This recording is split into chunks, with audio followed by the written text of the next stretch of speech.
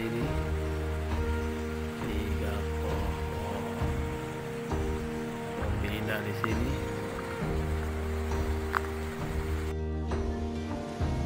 Jalan di Bandung.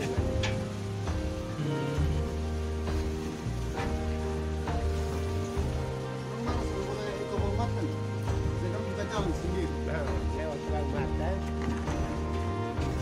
Awari marah. Bilang bikin antum. Jalan.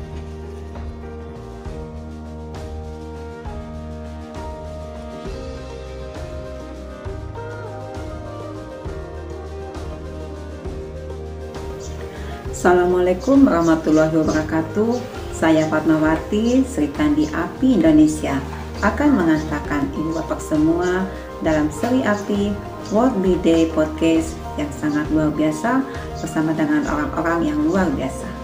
Acara dipandu oleh Bapak JP Lesmana bersama narasumber kita Bapak Sabta Munjab, sang penakluk lebah hutan di belantara Nusa Tenggara Timur. Jika banyak orang pergi ke kota mencari penghidupan, tokoh ini menjauh dari keramaian dan keluar masuk hutan bersama Laskar Sialang.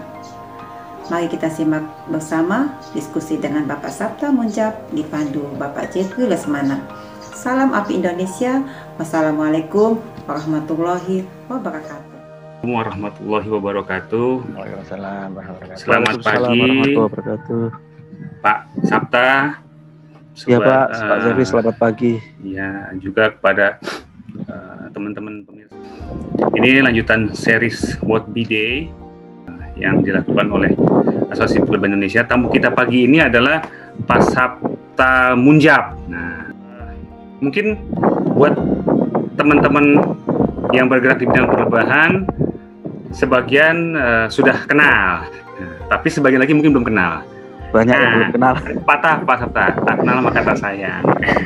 Ya kan? Supaya dalam 1 jam ke depan kita bisa sayang, menyayangi. Silakan Pak Sabta, memperkenalkan diri dulu Pak Sabta. Kegiatannya apa aja nih sekarang? Silakan Pak Sabta.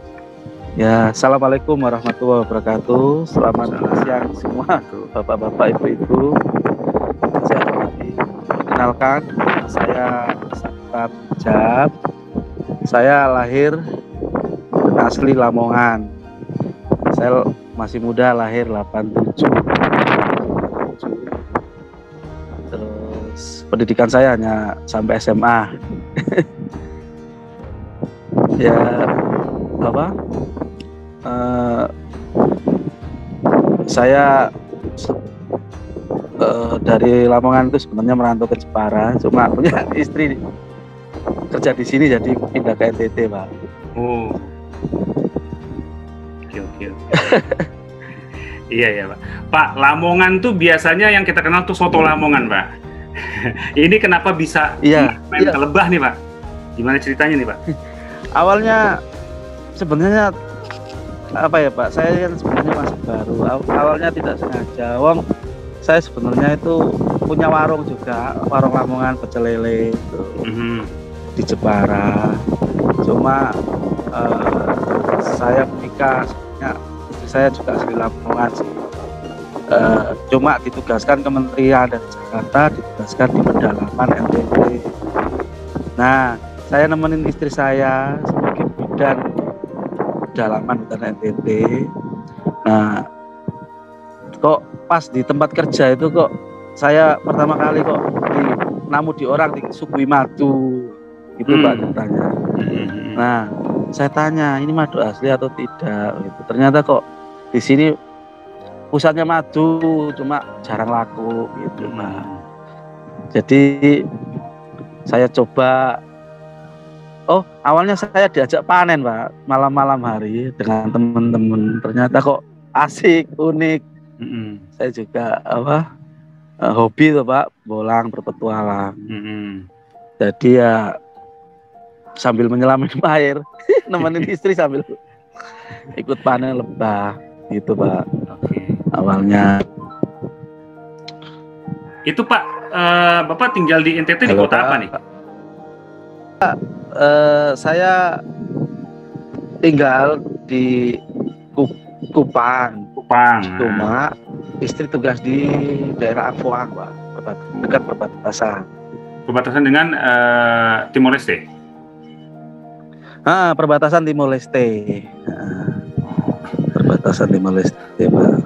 Nah, tempat Bapak berburu madu di daerah situ juga. Awal-awal saya panen madu itu memang di daerah sekitar istri saya, di daerah Angfoang, Pak. Memang Angfoang ini pusatnya madu paling besar di NTT, ditunjang lagi dengan masyarakat kebanyakan bisa panjat pohon lebah.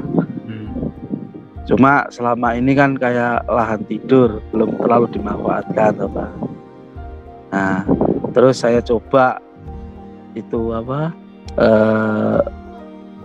bermain di dalamnya. Kok alhamdulillah kok cocok, saya betul, Pak, sesuai hobi saya. Bisa cerita sedikit nggak, Pak? Itu lahan apakah lahan masyarakat atau lahan adat atau apa perhutani punya?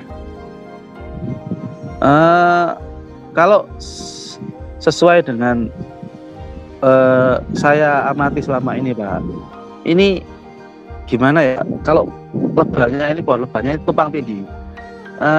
Sebenarnya semua hutan yang ada madunya itu hutan adat, tapi satu sisi juga kawasan, itu yang jadi masalah. Nah, semisal begini contoh, Pak, di Angfoang ini di kawasan BKSDA atau kawasan KPH, tapi di dalamnya itu KPH tidak berani 100% manen, soalnya itu tanah adat yang pohon lebah itu milik turun temurun, milik tuan tanah atau usip atau raja, Pak. Jadi kalau kita mau panen ya izin banyak di desa, di raja atau usip atau ketua adat dan pemerintah, gitu, Pak. Tapi kalau pohon lebahnya memang milik tuan tanah, Pak. Oke. Jadi si lebahnya itu bersarang di pohon di lahan yang tuan tanah punya, Pak, ya? Iya, tapi itu pohon apa, Pak? Pohon apa? Orang sini bilang pohon lebah atau Pak, pohon fani itu. Kalau orang sini bilang ini pohon, ada di pohon kasuari, ada di beringin, terus ada di kabesak, paling banyak kabesak, Pak. Pohon tinggi-tinggi, Pak? Randutan. Apa, Pak? Pohonnya tinggi-tinggi ya, sebesar? Tinggi-tinggi, besar-besar. Rata-rata 25 meter sampai 40 meter. Alhamdulillah. Berarti vegetasi atau lingkungan di sana masih bagus ya? Alhamdulillah, Pak, masih bagus. Masih terpelihara ya? Saya bisa panen itu 1 tahun itu tidak putus, Pak. Cuma ada panen raya, ada paceklik gitu, Pak. Saya ikuti lebah, kemana dia pergi ya saya ikut, gitu, Pak. Nah, lebahnya sendiri dia pindah-pindah nggak, Pak? Atau di situ aja? Pindah, Pak. Pindah-pindah. Lebah ini contohnya sekarang, Pak, ya. Sekarang ini lebah sekarang hanya fokus di daerah Angfoang, Lelogama, Bonmuti dengan Binapung, Bimanus, Pak, dengan sedikit Kauniki. Nah, ini kan musim bunga kayu putih dan rumput putih. Gitu. Kalau rumput putih, kayu putih ini sudah habis, terus masyarakat kita sudah panen, itu mereka akan pindah ke hutan lain. Saya ikut ke sana, Pak. Saya belajar dari pengalaman mengikuti bunga. Di mana musim bunga ya mereka akan datang, Pak. Oke. Gitu. Jadi migrasinya diikutin terus, Pak, ya? Iya, Pak. Dari udah berapa tahun, Pak, Sapra panen di sana?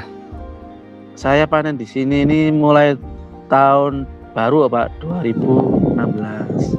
Berarti sudah 5 tahun ya. Pernah Bapak perhatiin nggak kira-kira jumlah koloninya apakah bertambah atau berkurang? Ini yang jadi masalah, Pak. Saya dari awal terjun ke sini ini sebenarnya pengen ajak masyarakat, teman-teman pemanjat saya itu untuk panen lestari. Tapi mungkin faktor adat yang yang turun temurun. Jadi awal mula saya panen madu dan sampai 2021 ini sangat susut, Pak. Dulu satu pohon itu kebanyakan di atas 100 sarang. 100 sarang rata-rata. Satu pohon rata-rata di atas 100 bahkan sampai 400 sarang satu pohon. Nah, sekarang ini Pak, yang menemukan pohon sampai di atas 100 sarang itu hanya pohon tertentu. Namanya orang sini bilang pohon pusaka. Pohon yang sangat tua yang mengawak itu. Pohon yang milik raja. Nah, untuk sekarang ini berkurang, Pak. Berkurang sekali. Soalnya orang sini kan suka sekali dengan anakan lebah, Pak. Ya saya jujur saja, memang realita di sini lapangan begitu, Pak. Jadi saya beli pohon dituang, bukan beli putus tapi beli hasilnya saja. Contohnya ada di pohon ini ada 50 sarang. Saya beli 50 sarang ini. Nah, saya cari pemanjat. Tapi pemanjat itu saya larang untuk ambil anakan, itu mereka tidak mau. Soalnya kesukaan mereka. Nah, itu yang jadi masalah. Tapi mereka pikirnya begini, Pak. Dari nenek moyang saya dulu sampai sekarang kita makan anakan lebah itu nggak jadi masalah, tidak punah. Soalnya mereka ini rata-rata panen sebisal 50 sarang. Itu yang diambil hanya 30, Pak. Yang 20 kita tidak ambil untuk generasi berikutnya. Gitu. Jadi mungkin bertahannya di situ, Pak. Jadi kita tidak ambil semua. Oke. Berarti kira-kira faktor apa aja nih Pak yang menurut Bapak ya, pengamatan di sana selama ini yang mempengaruhi kelestarian dari lebahnya sendiri? Yang utama ini pakan, Pak. Pakan. Nomor 1 ini pakan memang. Terus nomor 1 pakan. Kedua ini orang sini ini Pak, kendalanya orang sini ini kan kalau tanam kebun ini berpindah-pindah, Pak. Oke. Jadi 3 tahun sekali ini mereka pindah, Pak. Pindah ya. Nah, itu yang sangat mempengaruhi lebah, Pak. Nah, kadang ada sebagian masyarakat yang tidak mau capek, mereka bakar lahan. Oke. Jadi lebah ini kebanyakan kalau kena asap masyarakat yang bakar lahan ini, saya amati mereka pasti kabur semua. Pergi ya. Pergi ke daerah hutan lindung biasanya, hutan marga satwa biasanya. Nah, untuk masalah masyarakat yang memakan anakan lebah itu ya tidak banyak sih sebenarnya. Bisa ditolerin, Pak. Nyatanya ya sampai sekarang ya lebah di sini termasuk paling banyak, Pak. Soalnya ada satu kawasan, Pak, jaraknya tidak sampai 1 kilo ya, pokoknya 100 sampai 200 meter persegi itu bisa sampai 2000 sarang, Pak. Banyak ya. Itu rata-rata di daerah sumber air. Itu banyak sekali, Pak. Jadi kemungkinan tadi karena kebiasaan masyarakat di sana ladang berpindah-pindah, itu selain menimbulkan asap, mungkin juga menebang pohon juga ya, mungkin ya. Iya, untuk lahan baru. Menebang pohon, artinya vegetasi atau sumber pakan berkurang ya. Iya Pak. Ya, berkurang, kemudian diasepin. Nah, lebahnya pindah ya, tapi tidak punah ya, dia pindah. Tidak punah. Dia pindah aja kan. Tapi kalau dilakukan terus-menerus, sebenarnya bahaya juga ya, sumber pakan bisa habis ya. Iya, Pak. Sumber pakan bisa. Atau dia makin masuk ke dalam ke kawasan cagar sehingga agak sulit kan panen di sana ya. Tapi ini, Pak, saya sudah sering koordinasi dengan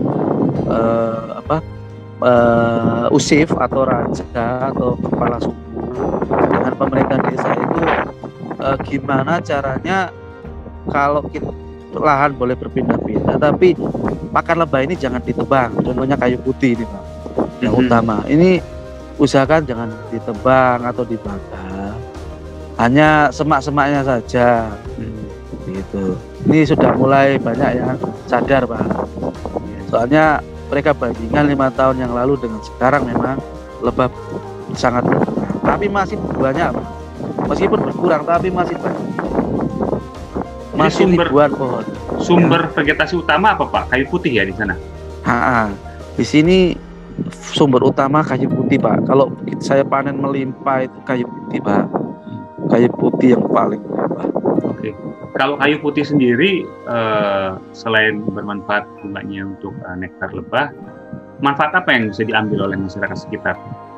Kalau sementara ya untuk kayu bakar. Soalnya yang ini kan kebanyakan kayu putih yang eucalyptus alba, Pak. Padahal di dalam eucalyptus alba ini, Pak, itu kan di dalamnya kan ada rongga-rongga. Ada semacam lubang itu. Itu kebanyakan itu sarangnya lebah kelanceng, Pak. Trigona ini banyak lancengnya di situ ya. Buahnya, Pak. Banyak sekali. Tapi saya sudah tidak bermain di lanceng, Pak. Okay. Soalnya banyak. Saya dulu bermain di lanceng ini masyarakat kebanyakan tebang pohon kayu putih ya. Jadi memang pohon kayu putihnya sendiri secara nilai ekonomis untuk masyarakat sekitar tidak memiliki dampak yang kuat ya, Pak ya. Sehingga ada kemungkinan ditebang ya. Cuman untuk pelestarian ya mungkin bisa reboisasi nih, ditebang tanam mungkin begitu kali ya, Pak ya. Iya, ini lagi diusahakan, Pak. Oke ya. Nah, kalau tadi Pak menarik, itu pemanjat sendiri berarti warga sekitar ya? Wajar sekitar, Pak. Profesi mereka tuh memang pemanjat turun-temurun atau apa? Hanya sampingan saat musim aja? Ini apa? Kalau pemanjat ini, Pak, ini turun-temurun dari nenek moyang dulu. Orang sini bilang lebah ini kan V9, Pak, saudara perempuan. Oh gitu. Jadi mereka lebah ini adalah saudara mereka. Jadi mereka ini menganggap lebah ini saudara. Jadi mereka ini pelihara betul-betul sebenarnya. Terus mereka sangat memanfaatkan. Cuma baru-baru ini kan lebah di sini kan laku, Pak, madu. Dulu kan terbuang-buang, Pak, madunya. Terbuang-buang hanya untuk minum hari-hari, untuk buat kopi, pengganti gula lah. Terus berjalannya waktu, lebah ini kok berkurang. Jadi mereka ini sekarang lebah ini hanya sebagai sampingan, Pak. Kalau pas musim saja. Tapi kalau hari-hari ya mereka kerja kebun. Kalau pas lebah datang ya mereka panen begitu. Soalnya kan tidak bisa ternak mungkin bagi mereka. Iya. Mereka datang sendiri. Lebahnya dorsata kan, Pak ya? Dorsata. Iya. Oke. Nah, kalau sebelum Pak Sapta datang, gimana Pak cara kerja mereka dalam memanen madu?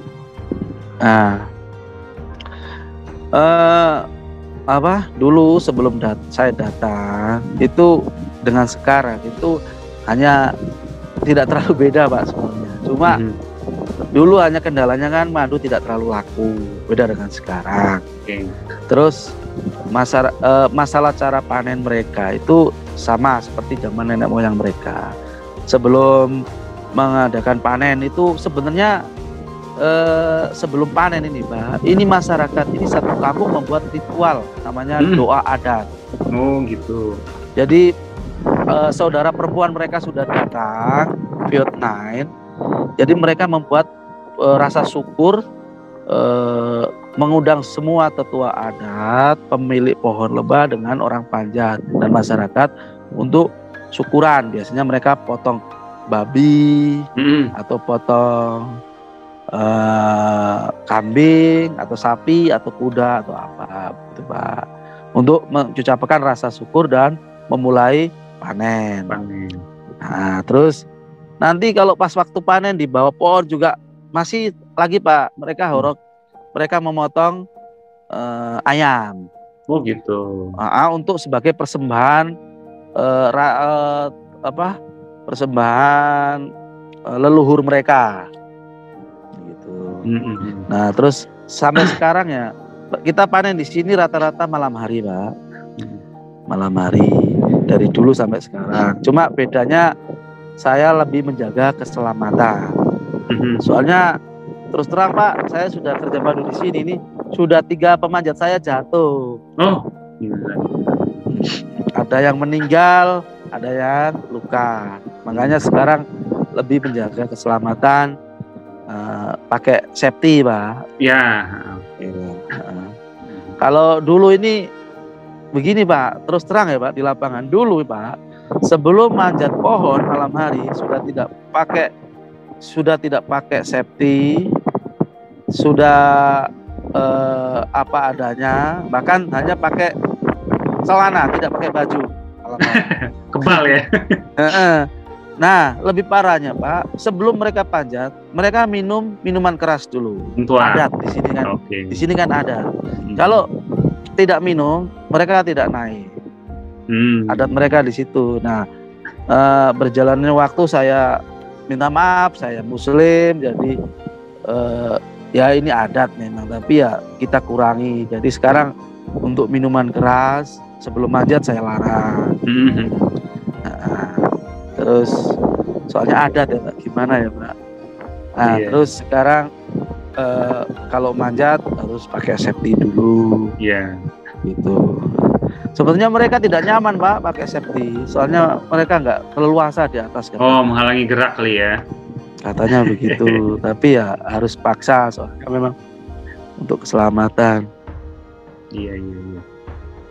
Ada berapa kelompok pemanjat? Bapak bikin kelompok-kelompok atau gimana sistem kerjanya? Saya ini kan keliling NTT ya Pak.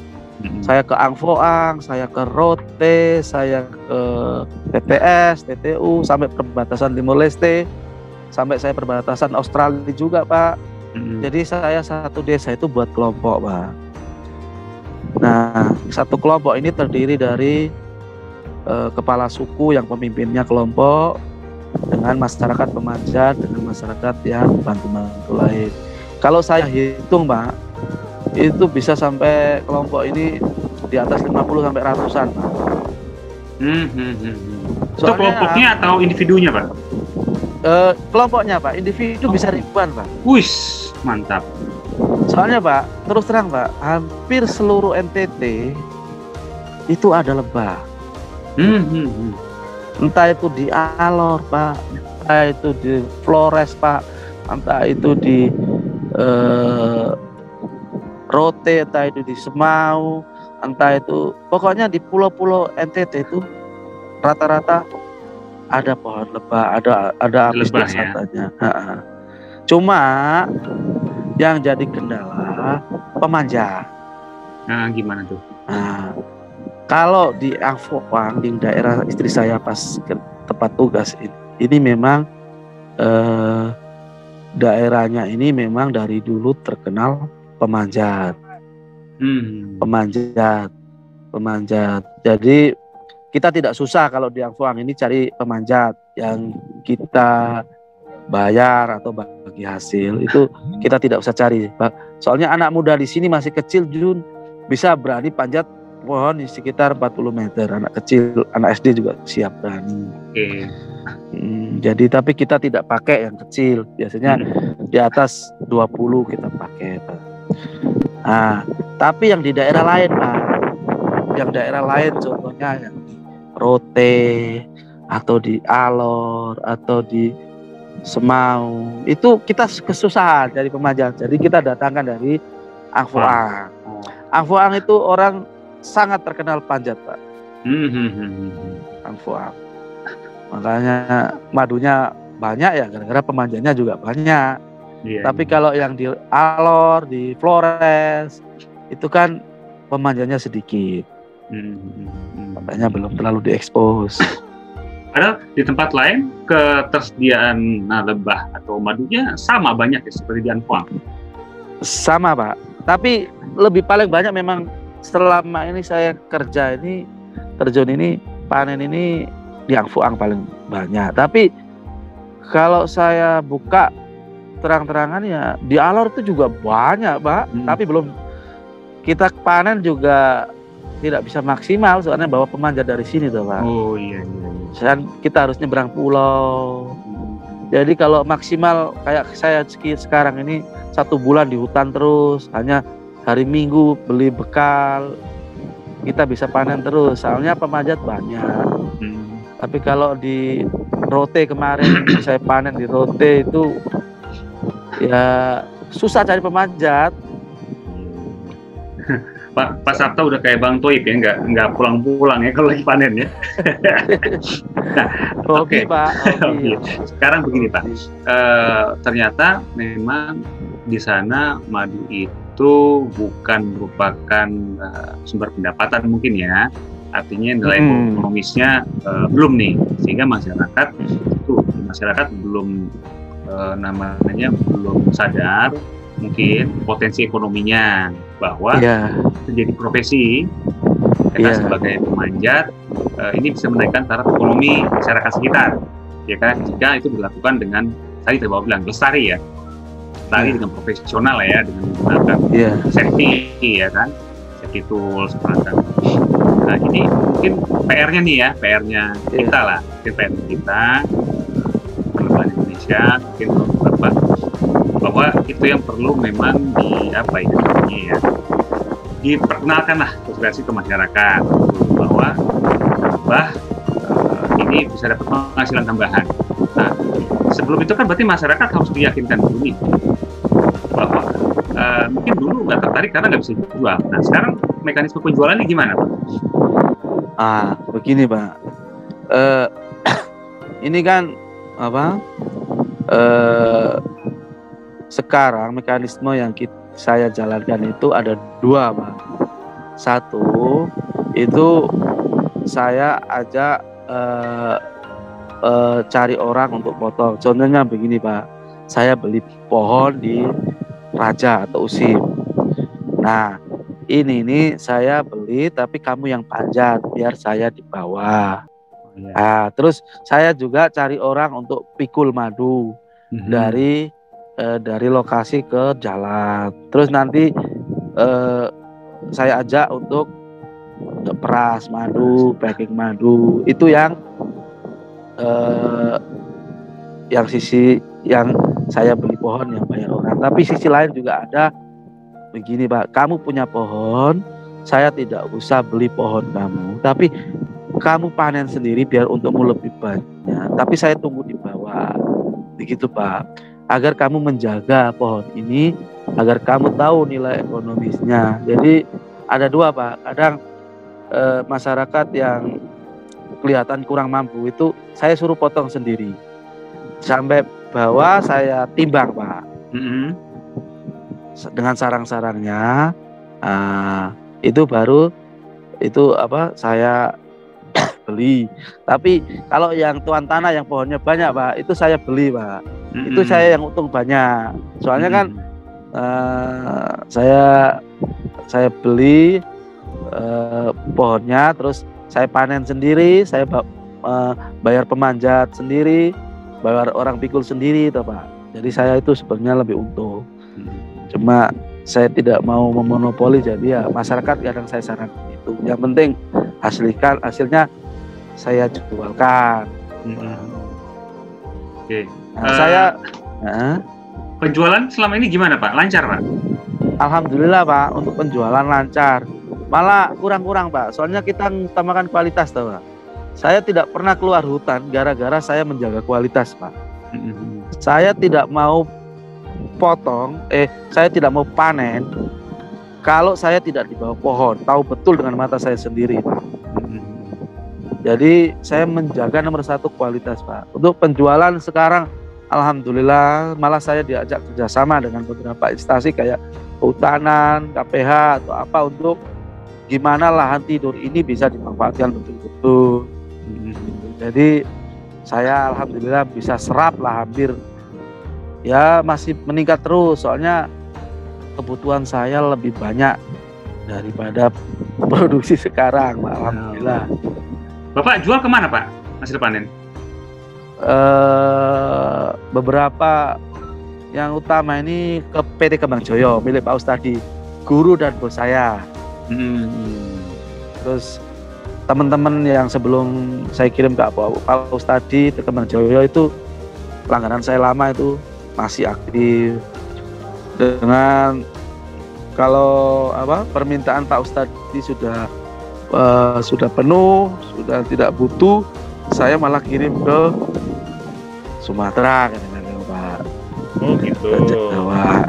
Kadang ada teman yang ekspor ke Malaysia, saya kasih, dia ekspor sendiri Pak.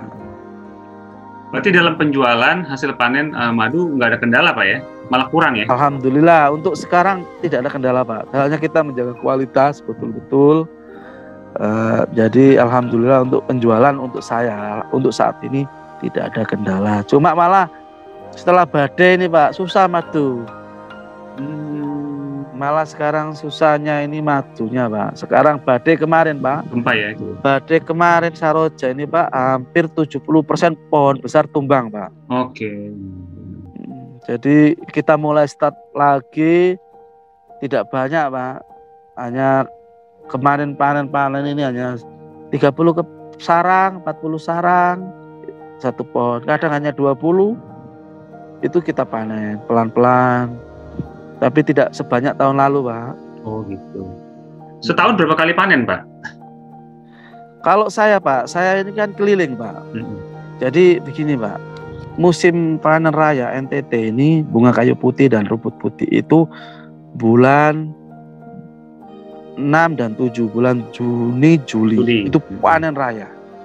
Tapi sebenarnya dalam 1 tahun ini Pak, percaya atau tidak percaya, saya panen terus Pak.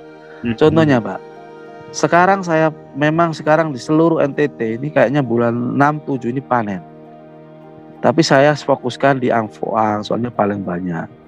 Nah, nanti setelah saya Angfoang ini Pak, Agustus libur sedikit, mungkin tidak sampai 1 bulan Agustus itu.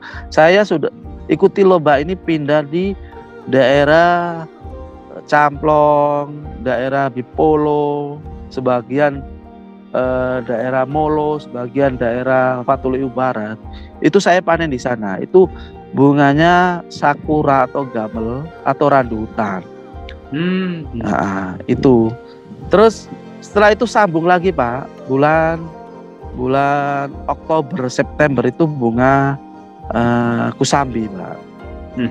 Nah, kusambi ini tidak lama tapi bandulnya banyak. Itu saya panen beberapa titik. Contohnya di Rote itu kan kusambi paling banyak. Di Rote, terus sebagian di Molo Pak. Nah, terus dari kusambi ini Pak, lebah akan berpindah ke induknya di Gunung Mutis Pak. Itu bunga ampufu. Nah, itu mengawali bulan 11 sampai 12 sampai bulan 1. Pada puncak-puncaknya panen itu pas musim hujan, pas bulan 12 sampai bulan Januari Pak. Itu bunga ampufu Pak. Bunganya yang sangat madunya gembang mengkristal itu. Oke. Di puncak Gunung Mutis panennya. Nah, dari bulan 1 berakhir itu mereka pindah ke daerah Kobu dan Bonleu Pak. Lereng Gunung Mutis itu di TTS, ikut TTS Timur Tengah Selatan. Saya panen di situ Pak, itu juga besar. Mereka pindah di situ, bunga kabesak mulai bermekaran. Nah, itu bulan 2, 3, 4 itu mereka pindah di Oepoli Pak, di pinggir laut, bunga kabesak. Dengan bunga macam-macam Pak, multi lah, soalnya habis hujan jadi banyak yang berbunga. Nah, dari bulan 3 ini, bulan 4 saya pindah ke Fatuleu Barat, ke Siumate, Siumolo itu Pak. Mereka isap bunga laru, orang sini bunganya warnanya kuning Pak. Biasanya untuk campuran buat arak Pak, sopi Pak. Itu. Jadi dalam waktu 1 tahun ini alhamdulillah saya bisa panen, tapi hanya kapasitasnya tidak sama. Contohnya kayak bunga bulan sekarang ini bulan 6 dan 7 itu saya bisa tahun lalu itu bisa sampai 30 ton, Pak. Oke. Lebih. Tapi 30 ton lebih lah. Pokoknya bulan 6, bulan 7 itu. Itu Tapi bulan 6, kalau bulan 7 aja 30 ton ya? Lebih bahkan, Pak. Jadi kalau setahun berapa, Pak? Terus bulan apa? Kalau setahun berapa total? Kalau setahun pokoknya rata-rata di atas 50, Pak. 50 Di atas ton. 50 ton. Puncaknya di bulan 6, terus bulan 7 ya? Kayak bulan September itu sedikit, Pak. Mentok saya panen dalam 1 bulan itu paling mentok hanya 1 ton, kadang kurang. Tapi masih panen, Pak. Iya. Ya, tergantung. Paceklik tapi masih bisa panen. Masih ada panennya. Paceklik tapi masih ada panen, tapi tidak banyak. Nah, selama ini kira-kira dalam pengalaman Pak Sapta, kendala apa aja nih, Pak? Dalam kegiatan Bapak? Kendala di lapangan satu memang ya itu, Pak. Apa ya, Pak? Untuk kendala di lapangan banyak sih sebenarnya, Pak. Mungkin binatang liar kayak ular. Itu kan sering tuh, Pak. Kita tidur di sebelah kadang ada ular, itu saja. Terus babi hutan juga banyak, ya masalah hewan. Terus pencurian juga banyak. Ya minta maaf ya, Pak. Kadang kita beli pohon, belum kita panen sudah dicuri orang. Oh, sudah dipanjat duluan. Sering, Pak, dicuri orang. Kita sudah ini curi orang. Terus iklim, Pak, cuaca, Pak. Lebah dorsata ini saya masih sampai sekarang belum terlalu paham, Pak. Soalnya kayak begini, Pak. Satu hari ini panen melimpah, besok tiba-tiba kering juga bisa. Apalagi kalau panen raya tiba-tiba hujan, Pak. Itu mereka hisap semua lebahnya. Kadang sampai, makanya saya masih bingung ini. Hari ini panen tapi besok hujan lebat, itu mereka lebahnya hilang, tidak ada. Lebahnya hilang. Apa madunya kering. Iya. Itu dihisap lagi. Iya. Atau terbawa hari hujan tidak tahu, tapi tiba-tiba kering, Pak. Kering. Jadi itu salah satu kadang-kadang kendala. Terus ya kadang-kadang yaitu ditipu, kadang beli pohon sudah saya bayar terus dijual orang lain lagi begitu, Pak. Banyak kendala-kendala begitu. Ya banyak juga ya ternyata kendala-kendalanya, Pak ya. Banyak, Pak, di lapangan banyak. Terus kalau tapi orang sini dukungan, baik-baik, Pak. Ya, kalau dukungan dari instansi pemerintah ada, Pak, di sana? Sebenarnya dukungan dari pemerintah ada, Pak. Pemerintah di sini sangat pengen mengelola lebah ini, sangat. Dukungan sebenarnya sangat. Contohnya KPH saja, Pak, sangat menyupport saya. Pokoknya, Mas, butuh apa-apa kita siap. Intinya kan bayar daerah ini punya pemasukan begitu loh, Pak, dari mana? Iya. Jadi saya menggandeng pemerintahan ini kan biar saya juga legal, enak, terus daerah juga dapat imbasnya dari hasil madu ini loh, Pak. Iya. Dari pemasukan sedikit-sedikit. Pokoknya pemerintah sangat mendukung, Pak. Bahkan pernah saya ditawarin, Pak, diajak pameran ke waktu sebelum pandemi itu, saya diajak pameran ke Jakarta, ke Surabaya, ke Singapura, sekalian diikutkan tenun ini, Pak. Tapi saya belum siap, saya orang Jawa kok. Harusnya yang diajak itu orang asli sini, saya bilang. Saya orang Jawa, wakilin orang Timur saja. Saya bilang begitu. Saya belum. Saya orang Jawa, ini orang luar. Lebih cocoknya kan ada orang Timur, saya bilang begitu. Oke. Nah, terus ada pandemik jadi tidak jadi. Sangat mendukung. Iya, iya. Artinya sebenarnya kalau di manage dengan baik, ini bisa menjadi sumber pendapatan masyarakat, juga pendapatan daerah mungkin ya. Sangat, ya, sangat. PAD ya kan. Yang pasti kegiatan ini positif buat masyarakat. Nah, mungkin ya itu tadi tinggal adalah edukasi ya. Kalau hampir semua sih kalau saya lihat memang banyak pemanjat itu yang menyukai larva ya. Larva itu memang butuh waktu agak panjang lah ya. Cuman mungkin bisa kita kurangi nih. Kalau larvanya biasanya dihabisin lah, sisain lah gitu kan ya. Pelan-pelan disadarkan bahwa kita harus panen lestari karena apa? Kegiatan ini dijaga tidak punah kan buat masa depan. Iya, betul. Nah, mereka juga. Betul, Pak. Itu memang panjang, Pak. Panjang ya, tapi bukan suatu hal yang mustahil untuk dilakukan, bisa. Tinggal pendekatan aja. Ya Bapak kan banyak bergaul dengan ketua adat, kepala suku di sana ya, atau masyarakat. Ya itu paling yang harus dilakukan ya, supaya kita tetap lestari dari lebahnya, kemudian pelestarian alam. Memang banyak hal yang harus disadarkan masyarakat bahwa harus ada melakukan perubahan. Seperti itu. Nah, kalau misalkan gini, Bapak pernah lihat nggak di tempat lain selain NTT panen madu? Sumatera saya sering ya lihatannya lewat video, Pak. Teman-teman Sumatera berbagi video cara panen gitu, Pak. Ada perbedaan nggak, Pak? Selain ritual ya, kalau ritual kan tiap daerah beda-beda nih. Perbedaannya ini kita meskipun ada safety, kita panen malam. Tidak siang. Soalnya leluhur mereka mengatakan membujuk lebah saudara perempuan ini malam hari. Memang membujuk perempuan malam-malam.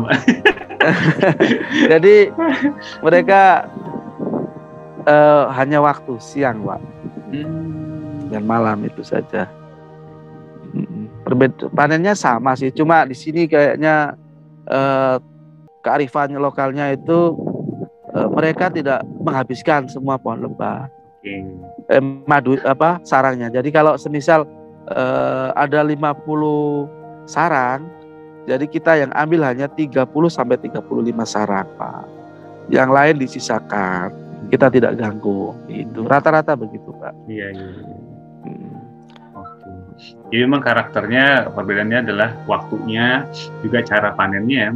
Jadi penduduk di sana mungkin kearifan lokalnya adalah itu ya. Mereka tidak menghabiskan semua ya. Iya, betul. Nah, kalau misalkan nih sekarang yang tidak dihabiskan itu akan dipanen nggak di periode berikutnya? Yang tidak dipanen itu mereka akan sekitar setelah kita panen sekitar 2 minggu mereka akan pindah, Pak, pecah koloni mungkin, Pak. Lebah diambil atau tidak ambil mereka akan pindah, Pak. Ya. Nah, lebih baik paling bagus yang kita amati itu lebah itu wajib dipanen, Pak. Iya.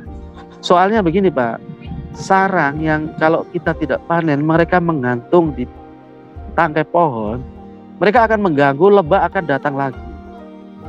Jadi dorsata ini bagi saya, pengamatan saya pribadi itu wajib dipanen. Soalnya ada pohon yang tidak pernah dipanen, lebah itu akan kesusahan untuk cari tempat di batang. Soalnya sarang tahun lalu itu kadang banyak yang belum jatuh, gitu, Pak. Oh, iya. Jadi mereka tidak ada tempat. Iya. Jadi baiknya itu mereka sarang ini, kalau lilin itu kan lama jatuhnya, Pak. Kecuali sarang anakan itu gampang jatuh kalau sudah kering. Tapi kalau lilin yang kepala madu itu, yang di madu itu jatuhnya dari batang pohon susah, meskipun kena angin. Jadi yang saya amati itu pohon lebah kalau rajin dipanen itu malah semakin semakin tahan lama, Pak. Lebah akan semakin betah di situ sepanjang malam. Iya. Jadi pengamatan saya pribadi, Pak. Karena tempatnya terbatas ya mungkin ya. Tempatnya terbatas, Pak. Oke. Kadang kan mereka kayaknya sudah tahu begitu, Pak. Pohon mana yang tangkai mana yang batang mana yang gampang patah. Jadi kayak lebah itu punya insting, mereka hinggap itu di batang yang kuat begitu, Pak. Iya. Jadi tahun lalu hinggap di situ ya di situ lagi. Makanya kalau kita panen ya usahakan bersih itu. Iya. Nah, itu berarti Dan juga masyarakat sini juga percaya begitu. ya, berarti itu juga termasuk kendala juga ya terhadap lebahnya ya. Karena kalau ada bekas sarang, mereka nggak bisa bersarang di situ. Padahal lokasinya itu yang terbaik menurut lebah ya. Iya, Pak, betul. Kadang begitu. Pengamatan saya loh, Pak, ini pribadi saya. Di sini ya, alhamdulillah teman-teman ya banyak yang senang, syukur kita ada kerjasama. Contohnya dari dulu yang laku kan hanya madu. Nah, sekarang lilin juga laku, saya kasih tahu. Terus anehnya lagi, orang sini ini benci sekali dengan bee pollen. Orang sini mengatakan bee pollen itu pale, Pak. Kotoran lebah. Iya, betul. Jadi mereka buang-buang, tapi kamu tidak usah buang, kamu tolong pikul, saya beli, saya timbang, saya bilang gitu. Jadi mereka ya dapat manfaat dari ya ini hadirnya api ini. Soalnya kebanyakan pemain api kan yang beli pollen, yang beli lilin itu, Pak. Jadi memang ini mereka buang-buang. Ya, PR-nya memang banyak, Pak, kalau kepada pemanjat lokal ya. Bahwa itu tadi edukasinya salah satu itu kan bahwa bee pollen itu mereka banyak kan menganggap itu tai kan, padahal sebenarnya itu bukan tai, cuma mereka tidak tahu aja. Nah, sebenarnya bernilai ekonomis juga kan. Bee pollen itu kan lumayan dicari juga, Pak. Iya, betul. Seperti itu lilinnya juga, jadi sebenarnya dari lebah tuh nggak ada yang kebuang. Betul. Dan semuanya berguna kan. Gitu. Nah, pengalaman apa, Pak, selama Bapak berkecimpung nih yang paling menarik, suka duka lah? Sukanya ya saya hobi berpetualang di hutan, terus ya enak, Pak, tidur di hutan, pokoknya bersama dengan alam ini senang, terus sering dapat buah gratis di hutan. Kadang di hutan ini kan banyak sungai-sungai, sumber mata air kecil-kecil, itu juga banyak ikan-ikan atau kayak udang galah besar-besar. Senangnya di situ, Pak. Meskipun di hutan tapi makanan banyak. Cuma dukanya ya medan, Pak. Medan di sini kan beda dengan di Jawa. Di sini berbukit-bukit, naik turun gunung, terus pokoknya jauh lah. Transportasi jauh dengan Jawa, listrik. Jadi nggak jarang, Pak. Transportasi, Pak. Oh, transportasi. Kita mikul madu dari hutan sampai jalan saja itu kadang 2 hari, Pak. Itu kendaraan nggak bisa masuk, Pak? Motor gitu nggak bisa? Tidak bisa. Kuda ya, pakai kuda kali. Tidak bisa, mau bisa. Kadang kita bantu pakai kuda. Kadang kita pakai kuda itu bisa sampai 50 kilo, Pak. Pakai kuda. Oke. Mungkin kita sudah mendekati akhir nih, Pak. Apa nih Bapak punya harapan? Harapannya semoga kedepannya ini semoga lebah madu dorsata ini tetap lestari, tetap terjaga dengan baik, dan ada inovasi ini loh, Pak. Terus semoga